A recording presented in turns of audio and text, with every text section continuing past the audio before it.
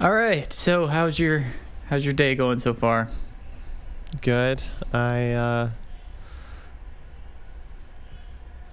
the morning. It's 9:30. So just having fun raising kids and letting my wife sleep in because I can work from home Yeah. and then hit the ground running downstairs with a locked office door. Yes. Well, I have a locked bedroom door at the moment, and Yeah. so we had an issue this week because some kid at Desmond's daycare got COVID, and they sent him to school anyway, like knowing course. that he tested positive. Of course. What I don't understand is, like, why did they tell them after the fact? Why couldn't they just, like, if you're gonna send him, at least don't tell anybody, you know? Yeah, exactly. But they told him after the fact, and now the school's canceled for like 2 weeks. So it's been a rough week for us. So. Yeah. No, that's not fun. How's Desmond? I mean, he's He's good. He just running around. yeah, I mean, he's in a stage now where he kind of wants to just put all of his toys across the entire house, Mm-hmm. and he's Trying to get in. okay. Hey, buddy. Say hey. Hi. Say hey. Man, wow, you are growing up. You can't All hear right. me. Now get out of here.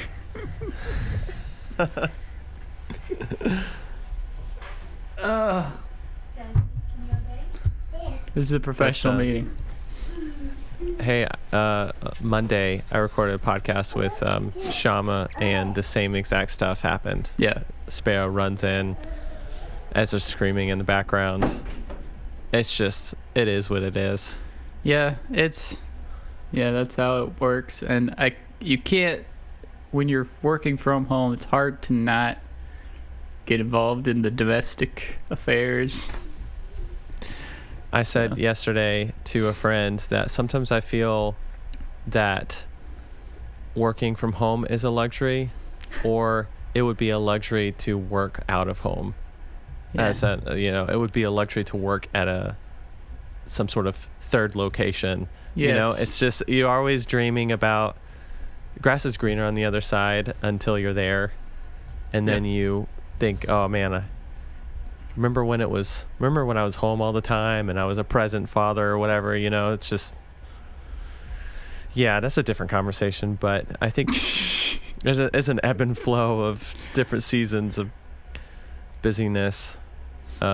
It's January, it's early January 2021, and I'm starting to ramp up work, but I'm also letting the work come slowly instead of just running full speed ahead, because I know how it gets in the spring or it gets in the fall. In my line of work, it's super busy to the point where I'm clocking in, 50, 60-hour weeks. Yeah. So I might as well enjoy a 10-hour week or a 15-hour week when my emails aren't blowing up, but they are starting to. Yeah, it's interesting. January seems to be, for me too, a time where, I mean, it kind of feels like everything's reset, because in my line of work, it's a lot of online sales type thing. And so there's a big push towards the end of the year. And now it's pretty just calm. So we're taking the time to just try out new things and see what happens. So I feel you there. It is a time to try new things. Yeah. So for the listeners who don't know who you are, I was wondering if you could give a quick introduction, because this podcast is called the Online Business Spotlight, and it's based on starting a business online, and your business isn't necessarily like every other kind of online business, but it is similar. So I was wondering if you could just introduce what you do. Yeah, and I can definitely tie it to how I thrive off of being online. and where that goes. So my name is Zack Millsaps. I am a director and producer of commercials, specifically straight to web commercials, a lot of corporate videos, and my industry, the industries that I specifically work in are food and beverage, a lot of alcohol brands, big brands, Guinness, Smirnoff, Captain Morgan. And then I also work in solar with this solar energy company called Sonnen, an incredible company out of Germany, and do commercials for them and local firms in the Greenville, South Carolina area that ranges from accounting to construction. I mean, I kind of get to dip my toes in a lot, which is really fun. But I've been doing video, specifically directing professionally for about 5 years now. But I've been making videos. Actually, I got Joe roped in on my video making skills and all the things that I was doing in college, and that's where we met. Joe was actually one of the first people I met when I was touring college. I moved to the United States from growing up in Mexico. I'm not Mexican, but my parents are missionaries. Were missionaries in Mexico, and landed here in the Greenville area and made videos in college, and eventually landed a job at a production company and started my own thing. And that's what I'm doing now. I'm run a production company, like I said, as a director, producer of tons of content. So this year I was reflecting on kind of what I can say about myself, do other podcasts as well. And the thing that's come up is, like, I've directed millions of dollars worth of content now, and I can safely say that. And it's kind of a cool thing to be able to say and shares of. I've been able to be a part of a lot of big projects and continue to be a part of big projects. So that, in a nutshell, is who I am. Yeah. So you basically do most of the videos that go straight to web. They don't do a lot of like TV commercials. I've only done a couple of TV commercials because a local lawyer, the TV commercials actually, and is it Saul Goodman? I wish, man, that would be great. Yeah, Better Call Saul commercials. I have so when I started making videos, I didn't realize that this would be such an explosive industry. And now, 2021, it's incredible what video is today. I started making YouTube videos with my friends and didn't realize that would become something that I could make, 6 figures a year doing. And so, straight to web is where the majority of the things that I make goes, because that's where everyone is. No one, very few people now have high retention rates with younger crowds on television. So go straight to web, because that's where a lot of these brands are trying to adopt new consumers that are younger, because that's the future of their business. They're thinking 30 years from now, they need to win someone today that's 20, or 21 or 25. And then as they grow, they're going to grow into their business. Very few of these brands that I'm working with are concerned about the now. They're so forward thinking because they're so established that's where they're going. So web, a lot of social media, because that's such an incredible tool to target people and target anyone that you want to potentially see your ad, and websites and pre-roll on YouTube and stuff like that. So that's cool. So is a lot of it pre-roll on YouTube? Those kinds of ads? Not a lot. Okay. Not a lot.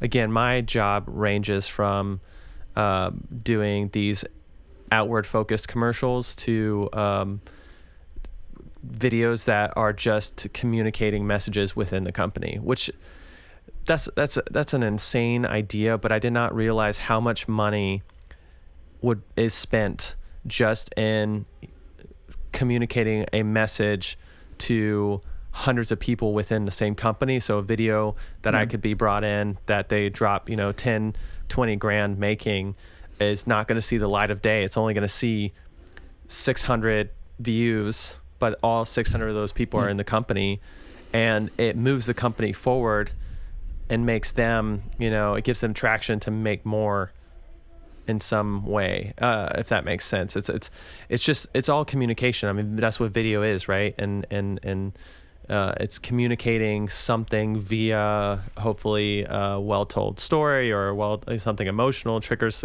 emotions, and that's what the more outward-facing commercial stuff is. But sometimes it's just a talking head video of a CEO saying to his company, "I'm so thankful for the work that we've done this year," and they'll fly me to the World Trade Center to shoot that shoot that talking head with the CEO, and then that video gets seen by, again, 600 people in the company that needed to see it. So yeah, it's a very powerful tool that, if you communicate the right message to your employees, you could have some really good results. And it's easier for them to do that than to try to individually communicate to them or something like that.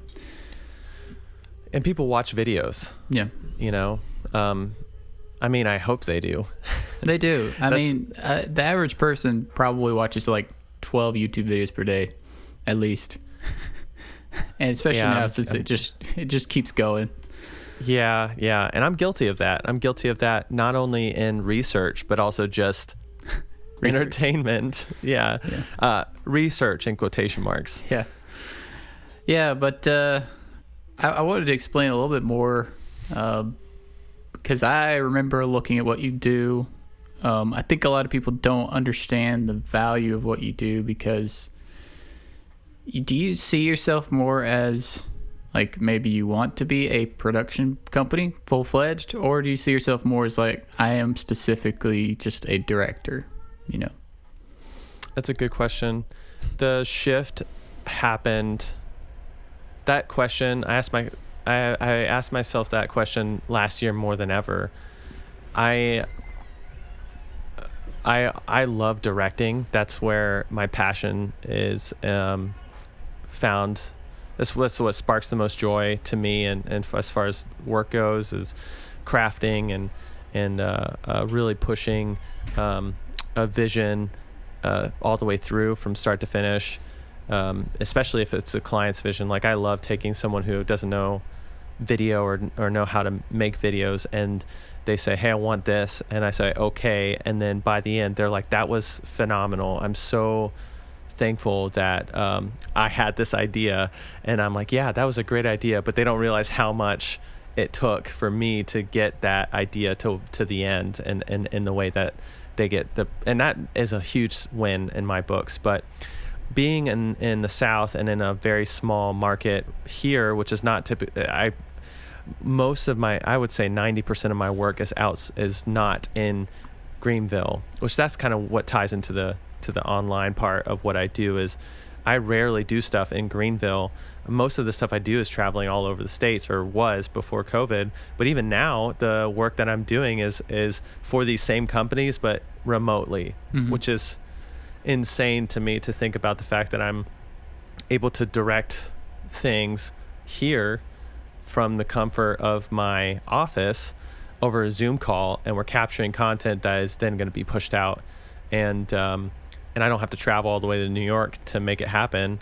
But that's just the state of the world. I think it's going to go back to shoots, hopefully, because I do love shoots, and there's a lot of quality control that you can have. But yeah, I asked myself a question a lot of, do I want to stay as a director, or do I need to be a production company? And really, I am a production company with a similar model that's out there being that you just contract out all the positions you need.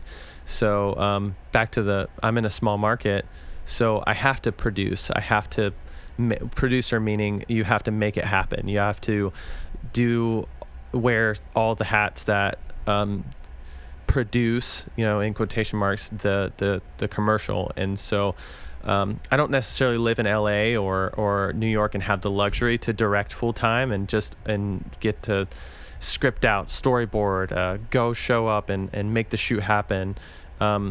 If I decided to do that, I would cut out so much of the work that I do and so much of the income that I make for the sake of pursuing being a full-time artist, which is really what the director side would be. And I haven't been able to make that call. I think eventually I will make that call once I feel comfortable financially to start saying no to things and saying yes to directing. I think I may go that route, but right now, I mean, I'm flourishing and thriving by saying, you know what, I'm gonna direct, but then I'm also going to produce and make this stuff happen, which allows you to take the budget and make with it what you will and maximize what you earn versus only taking a cut as a director. So I don't know if that answers your question. Yeah, so I guess the main part of that is like they mainly come to you and say, can you produce this? Can you make this happen? Or is it more like a company is like producing this thing? Like how often does it happen that a company's like making something and they're like, hey, we need a director? That's a good question. So we all have I have clients in both spectrums. I have clients that say, Zach, I need you to direct this and produce this, and that's all they're paying me to do because they are the production company with the client. But then I also have great relationships with people that I am the production company, and they don't view me necessarily as a director or producer. They view me just as the guy who gets it done and who will make it happen in whatever capacity that is. And so I get to play both roles, and I haven't gone all in on either. But I do direct. I have a great relationship with a producer that I get to direct for him. Most, maybe half the work that I do sometimes is his, or maybe all the work in certain seasons. I've been able to.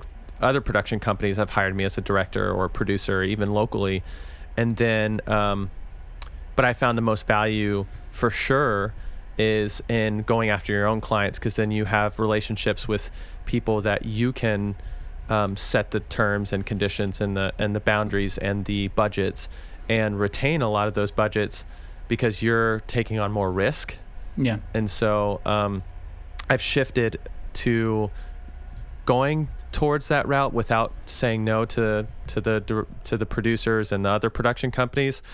And what that's done to me actually is I can't open the doors and say I am a production company, because then I'm in competition with half my clients. And yet I can still be a production company with the clients that I do have, because they don't really care what I am.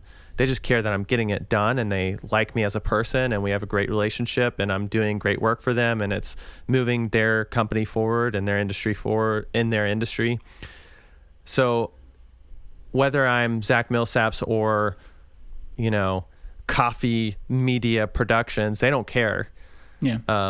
But the producer and the production company that hires me as a director or producer does care if I all of a sudden become Coffee Media Productions, because then, it's production company hiring Coffee Media Productions to execute, but then that kind of muddies the water a little bit with the client. So yeah, they really like it that I'm a freelancer contractor. Yeah, sort of. They deal. want you to be like a person that kind of doesn't have your own potential company. Yeah. But then they also know that I'm doing my own thing. Yeah. But they don't want to see me marketing myself out there. And so, but then again, I don't. Yeah, go ahead. it is really weird. I see that similarly in the web design arena. We have a web design company, but we get a lot of work from other companies that they just don't want to do it, or they don't know how to do a specific thing, and they're like, can you guys do this? And the ones we work with don't really care. They don't care what we do. But there is sort of, I have noticed a similar thing where there is this sort of competition where people are afraid to bring in another agency because they're like, well, you're going to steal our clients or whatever. And yeah, and I think most of that is not really legitimate in my industry, because there's no real way to compete, because everybody has different things that they do, different focuses, so yeah. And I've been able to grow exponentially last year in maximizing the work that I do have from all clients. I think I have a mantra or whatever with clients is I want all my clients to feel like they're my only client. Yeah. But yet they also know that I'm working with other people, so they don't feel like they're my only. It's this weird conundrum that you don't want them to feel like you're their employee. Because, well, what I mean by that is more I want them to have all my attention when they need it, but then I also want them to know they like to know that you're working for other people, because that means that in a weird way, you are valuable. This is what you do professionally. Other people are hiring you. But yet when they say, I need something, they don't want to feel like you have other people that you're working for. It's this, I think it's a really fun, it's a really fun place to be sometimes when you have 3 or 4 meetings and 3 or 4 different proposals going out, and they all get booked, and it's all for the same time frame that you need to get all of it done together. You just need to make sure that no one else knows that you're doing those things. And that's where I thrive, because I get to contract out and make it happen, and then it gets done, and they're super happy, and they don't know about the 3 other things that I made and got, profited off of.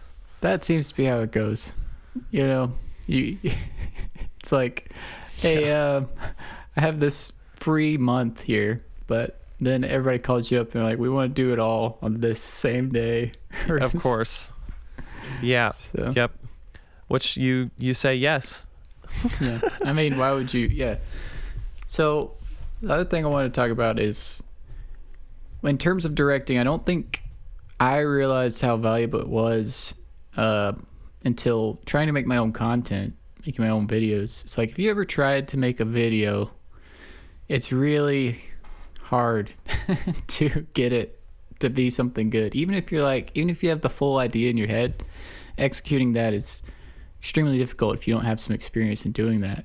So I was wondering if you could explain to people some tips for directing their own content, or just how important what goes into directing something.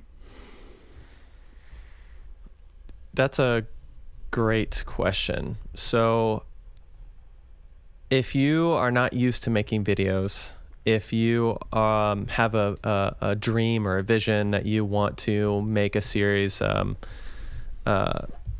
my first big recommendation is find other videos that are like the ones you want to make, and use those as your anchor guide, because you can always, what's cool about videos is you're always watching, hopefully, but you are always watching the final product, the final video that gets released. Even if it actually shouldn't have been the final video, you're watching the final video. And so when you see that commercial, when you see that educational video or that piece of content that you really like, you can say, oh, that's my point of reference. That's what you can copy. There's that popular book that came out a couple years ago, Steal Like an Artist. Mm-hmm. And that book is all about find artists just steal from each other. They just see, oh, I really like how that person did it, and they take that idea and then they add their own spin to it. So if there's a YouTube channel, or if there's content that you think is really good, and you're like, man, I really want to make that, but in my industry or in my way, do it. Don't be afraid to copy the formula and just go after it. I mean, there's a difference between plagiarism and then, like what I'm talking about, I guess borrowing. Yeah, that's what I would say. So that's my first piece of advice. And my second is, someone a while ago said, don't make stuff that you wouldn't want to watch. Man, that rings so true. Like, don't make something that is so corporate-y and safe and stuff that you're working so hard to make something that you think people will watch, but you don't really, but you also know deep down that you wouldn't watch it. So make stuff that you would want to watch. For instance, a very popular channel right now that I'm watching are these 30-minute episodes that is just recapping news in the cryptocurrency space. And this guy is just 30 minutes of single takes recapping news and giving his commentary. And it's extremely valuable to the people watching and to the people wanting to keep in touch with what's going on, but also it's very entertaining. And it's so you could watch that and think, man, I want to do that too.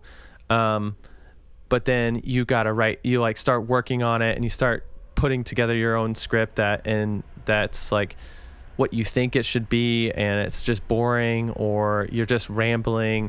You get where I'm going with this. I'm kind of trying to figure out like the contrast of what you shouldn't do is make something that people wouldn't want to watch, just rolling a camera and just talking about how great you are is probably not something. I mean, your mom might like to watch that, but yeah. Does your mom watch all of your videos? No. My grandma does. Good. Yeah, so we had a little spat with the cryptocurrency, didn't we? Yeah, can you imagine if we would have kept up and stayed in the game, mined for life? Yeah, so we had a miner that we built. Really, Joe had a miner that he built, and he did nothing. I did nothing. So basically, I split it down the middle. That's basically all I did. Yeah, so we got a bunch of graphics cards from some guy on Craigslist, and they smelled like vape, of course. And we put the graphics cards in, and it took me forever to get them configured. And long story short, it didn't make us any money, and I think we ended up losing half at least of our money because we were like trying to sell them, and we finally found somebody to buy them for like a quarter of the price that we spent on them. Yeah, it is. It was a learning lesson in a lot of ways, but yeah. And so taught me a lot. It's funny. I actually have a friend who wanted me to help him set up some Antminers S9s that are kind of old now, and we were setting them up, and he's making like $2 a month or something. He's making like nothing basically, and he was telling me that the person he got them from has a giant mining operation, and he was saying there's more money in selling the miners to people than actually mining. So that would make it's kind of and this is a different conversation, but it's kind of profiting off of the gold rush idea, where you go plant a business where everyone's rushing to spend as much money to with the idea that they're going to get as much money as they can in return, and so they just drop money like it's it's not real because it's gonna give them a return. So I think that's what somebody said, like when there's a gold rush, sell shovels or sell Pickaxes. That's good. And that's why I sell videos, because the day and age we are in, at least definitely a couple years ago, video became a gold rush. Yeah. Actually, last year. So this is something I think that worth listening, talking about with your audience is pivoting when the world shuts down or your industry shuts down. So I was doing a lot in the event space, and that meant I traveled to all these cities and shot in all these locations that are now they were closed and they were not operating, and no, people weren't getting together, and there was no event happening. So with most of my income being those events and those jobs, the producer that I work with and the clients that I have, I just started saying, you know what, let's do live streams. Let's just, the producer that I work with, I mean, he started a company for live streaming. And I mean, I'm so busy with live streams right now. Yeah. And it's not a space that I want to live in for the rest of my life. No. I don't want to do live streams till I die. And I think directing, you lose so much creative fulfillment, which is not the goal of working with clients. I don't think it should be the main goal. I think it definitely should be involved in some way, shape, or form. But my directing and my producing has shifted to execution on these live streams, and the budgets are super big because you've had to move your events and all the money you're spending on trade shows to these live streams, because that's where people are and that's where you can make a huge impact for your business. And so I got involved with making live streams and did one for Guinness. We're doing a 5-day live stream this year for another big company, and I did one for Sonnen last year, and it's just a really cool space to be in. But you have to pivot, and you have to be willing to pivot. Otherwise, I would have been sitting around waiting for emails to book me for a shoot at some event. Well, that didn't happen. I lost all of those jobs. Mm-hmm. All of those jobs were gone as of April last year. And so I think they'll come back, and I think we'll start that back up again probably by the beginning of next year. But right now, live streaming is, and that's where I said I'm sitting in my office chair, and I'm on a Zoom call, or I'm on a video call, and I'm recording the content, and we sent them a ring light, and we sent them a microphone, and we sent them prompts and all these things, and I'm recording that content, and it's going into live streams. So it's still producing content, and we're doing it at as high quality as they'll allow us. Sometimes we do go fly and do these COVID-19 safe shoots that are restrictive, but yet we get it done, and it's still high quality. And because I think eventually people are going to be so tired of watching Zoom calls on commercials or videos. I mean, we're already tired. Yeah, we already are tired of it. But it's important to, I think, always be checking your market and keep an eye on ways that you can pivot with your clients. It's way easier to upsell to your current clients than to find new ones when such a crazy season happens. So all of the clients that I was working with, I said, hey, I do live streams. And they said, oh, okay, let's do one. Mm-hmm. So I think that's super important to talk about, because without that, I would not have had such an incredible year. I made more money last year than I've ever made as a business owner. But then I only worked really the first 2 months, the first 3 months, and then the last 4 months. Mm-hmm. So what does that say about pivoting? Maybe I should stay in live streams, but well, it also is just a testament to the fact that when there's an unsure, unproven market, just how fast things can move to that. People are they don't know what to do, so they're just like, we need to do something. Yep. And I think that sums up last year pretty well. People, what used to work didn't work. And so that's kind of what helped us a lot with our website stuff. I think there was a big increase in web work, people just doing stuff online. So it's pretty cool. It's pretty cool to be a part of. Yeah, it is. So. It is. And a lot of these companies that I work for, I don't do business typically with, I don't really do any business with mom and pop shops or small shops that are spending their own money. Most of the time I'm working with big corporations or companies or agencies that have fixed budgets that they need to spend.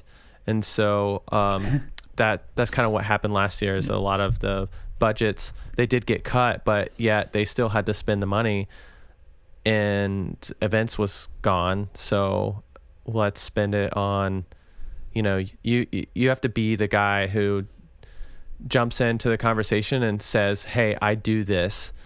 Not in an annoying way, but definitely not shy of saying it, because one thing I've learned as a business owner is you make as much as you ask for. You have to be strong and tell your clients that you can be valuable in this way and it'll cost this much money. Yeah. And the worst you can hear, especially if you have a great relationship with the client, the worst that they'll say is, we can't do that, but we can do this. And that's what happens with a lot of the clients that I have, that because they're so awesome and I have great relationships with them. They say, that's a lot, but we could do this. And you're still doing the work and you're doing it well, and you're not undercutting yourself because you're adjusting what your deliverables are based on this budget decrease, but you're still making what you're aiming to make as far as margins and income goes. And if you're not, then you should really evaluate whether you need to work with that client. That's a different conversation. You got any bad clients? Any bad stories? Oh yeah. Yeah. But I guess I should let you be more specific. What?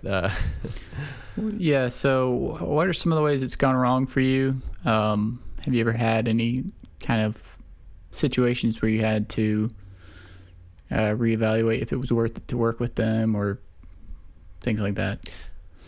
Yeah, I think what I'll speak to mainly is I get a lot of people in the local area and local market that when they reach out to me for a video, I may have 1, 2, sometimes 3 conversations with them and really get this cool vision and this cool idea and this cool direction. But as soon as I tell them how much it's going to cost them, they scoff and walk the other way. And I think it's definitely deterred me from going in to the local market, because it's somewhat, when I realized that it takes the same amount of time to go after the big clients that it does for the small ones, the same amount of effort that I put towards getting a client that's going to be $50,000 to $100,000 a year is the same effort and the same amount of time that I'm spending getting the $10,000 client a year. So what I mean by that is I get, if I just focus on the clients that want to pay for high quality video, you'll get the clients that want to pay for high quality video. Now, you have to definitely be present in the spaces that they are, and you have to go after them. And in a lot of ways, it's not as easy as just, they just appear, right? But at the same time, when I've had multiple referrals last year that the people were great, the conversation sounded great, the work sounded great, but then I said, it's going to cost this much, and it was still cheaper than what it would have cost, these big clients in New York or elsewhere, and it's like their jaws dropped. And then I thought, well, how are you making money? because, I really believe that, for every $10,000 that I'm charging you, you've got to be making, 25. So why are these numbers so hard to swallow? And it does really come down to relationship. You need to find the people and be willing to hear no. To, for every 4 no's, if you get 1 yes, so that's out of 5 prospects, that 1 yes could very well be a great yes for the next couple of years. And that's what's happened to me, is my client base keeps growing every year, and it grows with the clients that I say, this is how much it'll charge. And they say, okay. And then I do the work, and they love the work and they love me, and it's just a great relationship. Sure, it has its ups and downs like any relationship. Sometimes, things don't happen as ideal as you want them, but in the end, it's great, and it's worth it, and it's worth doing. And the clients or the prospects that come to me and say, you're too expensive, I've learned to be okay with that. Yeah, I mean, there's really nothing wrong with that. Like, if they just say, we can't afford it, it's whatever. I think when what gets annoying is if they compare you to some other person, and it's like, or if the best one was, I had somebody come to me and they're like, can you do this? It'll only take like 5 minutes. Like, it's like, well, if it only takes 5 minutes, why don't you just do it? So I think to all the people who are listening, and they're thinking, that sounds great, going after the big clients and not getting, and turning away the small clients and all that stuff. I mean, you do really have to have thick skin sometimes when you're not working. And that doesn't mean that sometimes I don't say, okay, it's slow, I'll take this small job, or I'll readjust the budget. I totally will, and I do.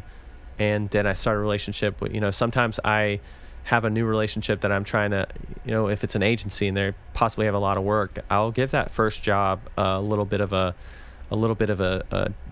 discount. I'm not going to starve my family for it, or lose money, but I will give time over for a relationship. Absolutely. Because a relationship is what I want. I don't necessarily need a bigger paycheck on that first video.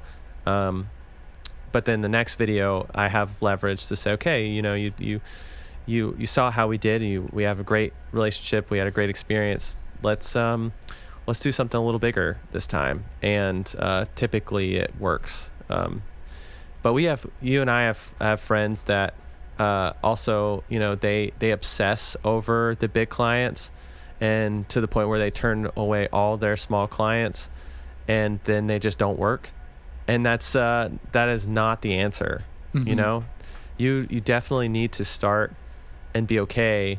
If all you're doing is small videos and small clients and small jobs, but you're working, that's way better than turning them away and not working. Mm-hmm.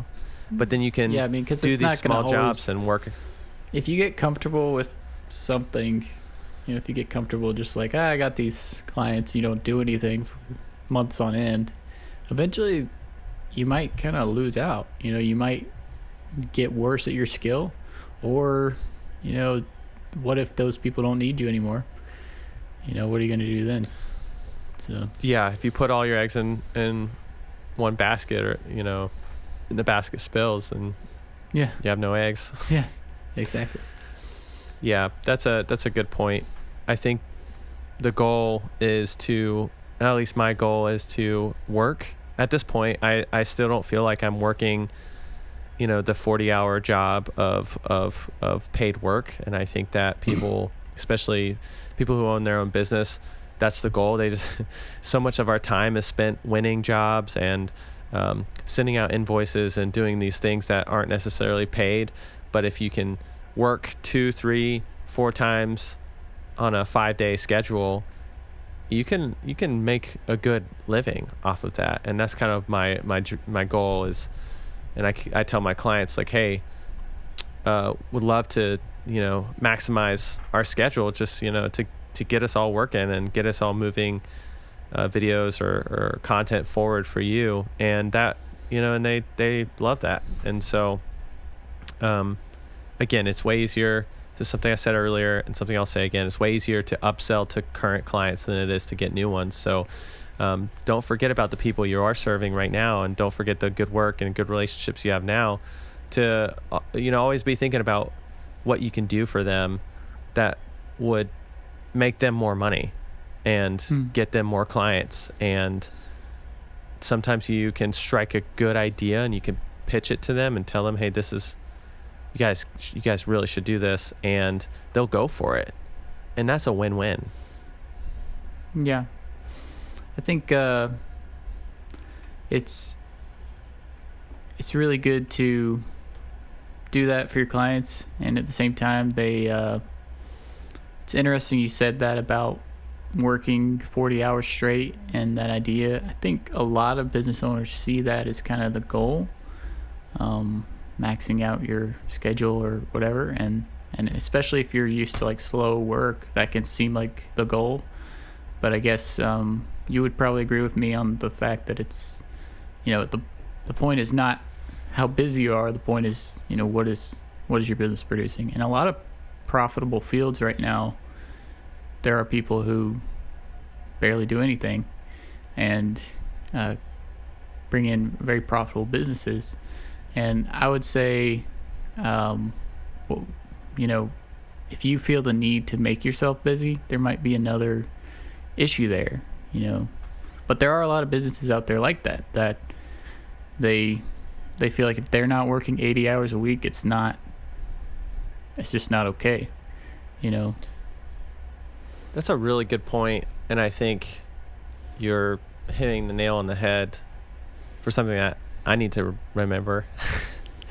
Because sometimes I my wife mocks me sometimes, jokingly, that I love to get down to the office 8:30, 9 on the dot to get started watching YouTube videos and surfing Amazon or B&H. And she's calling me out. You just tell her, hey, it doesn't matter as long as we pay the bills. Yeah. Just hey, I'm working here. Yeah. But it is funny that you say that though. But like 90% of employees that work in offices do the exact same thing. Yep. While they're waiting for some task or whatever. Some task, email, somebody tell them what to do, and I'm being your own boss. You have to be the one telling yourself to do. I actually tell myself what to do the day before, so that when I get there, I already have a plan for the day. Otherwise, I do just browse around and waste time. So sometimes I do just clock out and say, you know what, I'm just wasting time. I need to stop, and might as well, quote unquote, waste time with my family. That's not a waste of time. Well, and, I can relate to that, and I find myself feeling like I didn't do enough if my wife was like, hey, you want to go somewhere or whatever. And I do think most humans kind of need a work mindset. You don't necessarily have to work exactly 9 to 5, but it is nice to just separate that from your home life, because I just find for my own mental health, like I can't handle not working, I can't handle like not having that time frame of like, I'm doing something, this is like my thing, so. Yeah, I'm the same way. And I've joked about, what am I going to do if I retire? I mean, I'm never going to retire. Yeah. I'm never going to stop working in some capacity of doing something productive, because as human beings, and I'm a Christian, and as Christians, I believe, which that's a trigger word in this year, but that I believe that we are supposed to be very strong, positive contributions to society and to the world. And that doesn't mean sitting and watching Netflix all day. It means creating stuff that's valuable to people and valuable to the world, and in business that translates to income. But that doesn't always have to be the goal. The creating value doesn't mean getting paid when you know, it's feeding someone on the street, or when it's you know, creating a podcast that is bringing information to people and supporting new ideas and getting people to better business practices or whatever. I mean, I'm sure you are rolling in the dough with this podcast, or if you're not, like everyone else's podcast, basically. Hold on, you're just creating something valuable. I got a quick mention of our sponsor. This episode is sponsored by Zack Millsaps Productions. Yeah, go check out his channel. Check out his, I guess you want people to go to your website, right? Sure. Yeah. You can find my website at namebrand.tv. Learn a little bit more about me, see some of my work. Contact me if you have any questions. You don't have to contact me to hire me or any sort of thing. I love talking to people about video making, creation, whatever it is. I'm starting a podcast with a fellow creator named Shama Marema, and it's called Make Better Vids, and all about making better videos, because we're tired of watching crappy ones. So we thought we would talk about it. And so he's an influencer with more than 25 million views. I'm not an influencer, but I have more than, $1 million of content under my belt. So that's my promo. Yeah. Sweet. Yeah. So, I mean, that's cool. Is there anything, talking about, your new podcast, is there anything that you would say to someone who wants to make a video production, maybe either for themselves or for someone else? Like, what are some of the main goals of that podcast? Of the podcast, or of building a production company? So you got me. All of the above. Yeah, all of the above. If you are just starting out, either we'll say it's content creation, right? That's kind of what the field that I live in, content creation for others, whether it's podcast or video production is where I really live. But be okay with starting small. Know that there is definitely a lot of money being spent and a lot of money to be made in content creation, because people don't have the time to create. And so if you put in the work and put in the time to learn how to create stuff and do it well, yeah, there's a steep learning curve to making high quality content. But when you're there, you're going to be extremely valuable to so many people. I have so many friends that make videos, podcasts, and I don't feel like I'm in competition with any of them, because there's so much to do, and there's, for all of us, that it's really not about competition with these other content creators, because there's plenty of work to go around. And sure, we do send out proposals on the same work, but if a friend of mine wins the job, I am happy for them, because it's just because I'm working elsewhere and I've got other clients. And if it works out for me, it's great. If it works out for them, it's great. But just start making stuff. That's a cliche saying, but just do it. It's worth it. There's a big YouTuber that I follow, MKBHD, and he does tech reviews and YouTube videos. And when he started his podcast, I think it was some episode 3 or something. You can fact check me on that. But one of his earlier episodes had awful audio. It was terrible. They recorded it with these Blue Yeti microphones that ended up just being terrible reverb or whatever into their voices. So it just sounded awful, but they released it anyways. And their podcast is one of the biggest podcasts out right now, and it's called Waveform. that in itself was to me such a testament to the fact that they knew it was bad. They knew it was awful actually, but they did their best and they just uploaded it anyways. And then the next episode was way better. So the best thing you can do, first podcast episode I ever recorded was awful. But I did it. And then now, I do more podcasts and I feel more comfortable because you can get it out of the way, make a video. And if it's awful, it's okay. Just keep making more videos, making more podcasts. And then if you want to make money from it, because that's smart, that's the way to make it sustainable.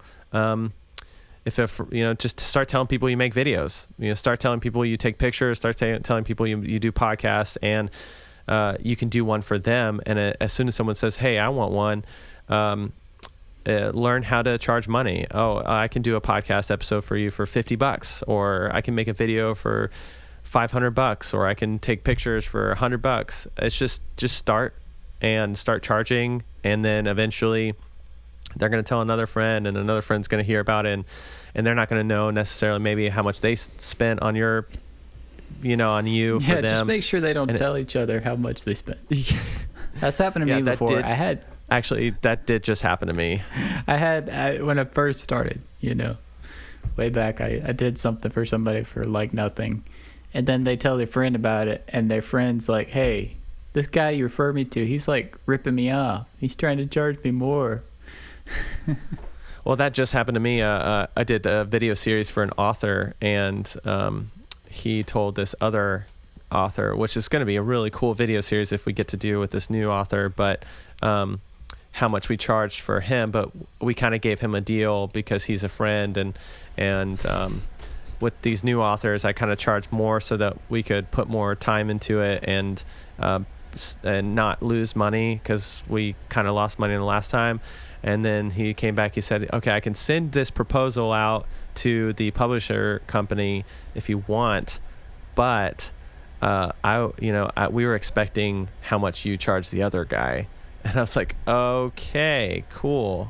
I'll charge you that much money if it'll give me the job, and I'll just do less.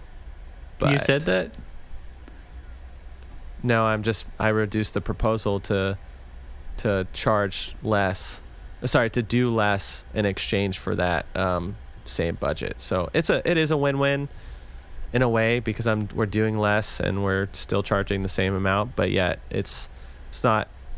You want to send numbers and for them to say yes because they value you, but this is a new client, new prospect, so you're in different negotiations at that point, and it's a shuffle game of power and all this stuff. It's annoying. I do love doing the work, but the pre-work sometimes can just be. Yeah. Yep. Well, that's all I got. I hope it was good for anyone listening. Yeah. So I appreciate you coming on, and if anybody needs to contact Zach or want to see his stuff, check out his website, namebrand.tv. Yeah. Thank you for having me on your podcast. Yeah. All right. We'll see you, buddy. Bye.